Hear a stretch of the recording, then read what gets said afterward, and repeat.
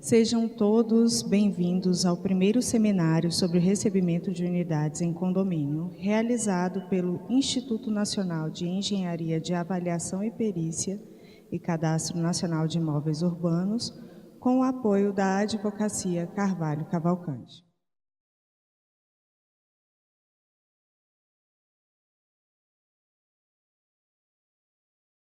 Quando nós observamos muitas propagandas de imóveis, nós percebemos que, na realidade, a pessoa que ali está vendendo, o comprador é que não quer acreditar, mas ele está dizendo o que ele está fazendo.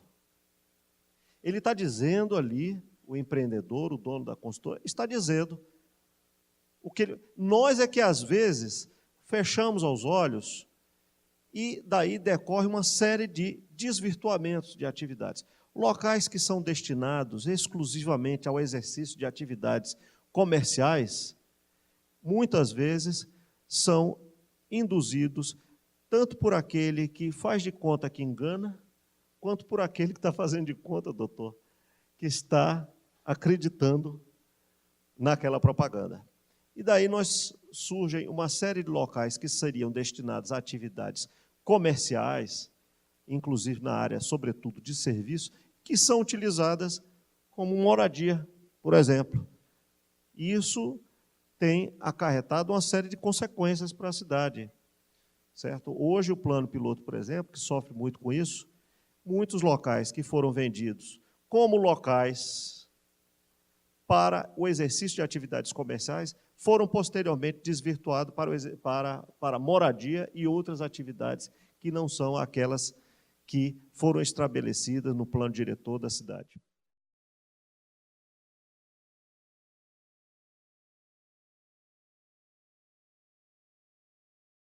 O investimento imobiliário normalmente é aquele mais relevante na nossa vida, para o qual devemos ter um planejamento efetivo. Então, o ideal seria se cada um de nós exercesse essa função de estratégia, tivesse uma estratégia para dar um passo. Nós temos hoje uma propaganda intensa do Estado, do poder público, no sentido de alimentar o consumo. Nós vemos hoje, a todo momento, diversas propagandas oficiais incentivando o consumo, e nós vemos esse comportamento nas pessoas. Esse consumidor consciente obriga os órgãos que administram a coisa pública, também incluindo o judiciário, a se aparelhar para tudo isso. Hoje nós temos no judiciário, por exemplo, uma vara especializada em meio ambiente. Hoje nós temos como regra básica, nessa área da construção, o artigo 618 do Código Civil, que estabelece um prazo de 5 anos de garantia a partir da entrega desse produto, 5 anos. Esse prazo já foi maior. A legislação hoje, ela tem vigência desde janeiro de 2003, mas a anterior, ela datava de 1916. Então, na época, no período anterior, o prazo era de 20 anos, porque vivíamos uma sociedade que não tinha o dinamismo da sociedade de hoje. A relação jurídica estabelecida é entre o comprador e aquele que esteve mais próximo do consumidor. Ele estabeleceu uma relação jurídica, tem um contrato ali com a incorporadora X, com a construtora Y. Mas as normas de proteção a esse consumidor lhe permite regredir, mesmo que entre ele não tenha um vínculo jurídico imediato com o construtor, com o fabricante do produto ou com o projetista, a norma permite que ele avance, que ele recue até a origem para demandar.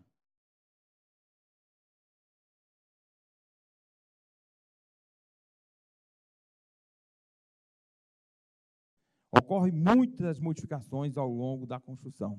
Uma por problema técnico, outra por problema estético, problema de verba, e isso aí fica, não fica registrado no registro de imóvel. Vocês podem chegar numa construtora e exigir lá, não custa nada para o adquirente, fala, vocês têm um cadastramento KNAI? Por quê? Porque lá tem todas as características e tal. O construtor, mas está no projeto, sim, mas ali é um resumo. Vai sair a identificação, vai sair a possibilidade de vocês consultarem, até via receber o certificado, e ali está uma prova de que o vendedor, o incorporador, elaborou o seu projeto de acordo, tá, com as especificações técnicas.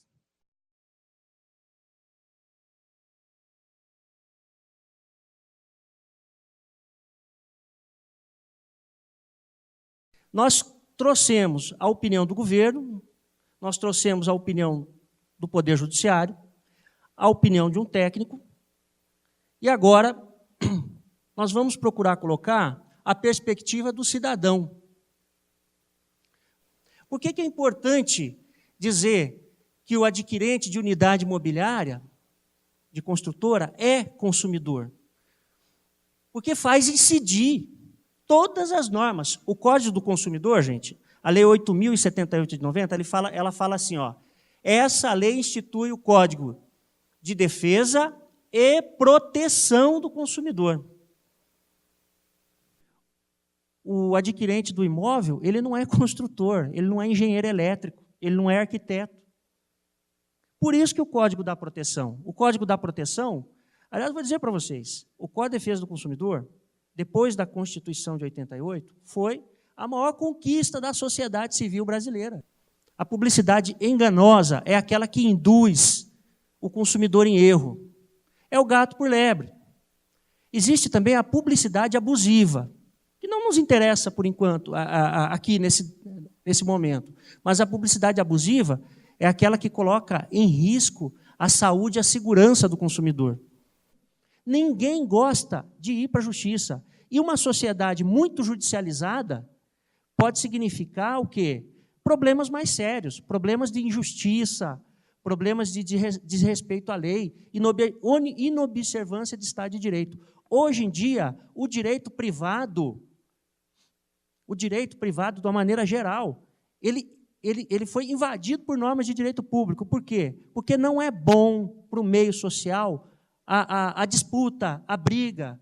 Tanto é assim que 99% das pessoas compram os seus apartamentos e não tem problema nenhum. Porque a compra de um imóvel também, especialmente da forma como feita em Brasília aqui, é feita com um contrato de adesão, né? Você só negocia o preço. Todo o resto, a construtora impõe.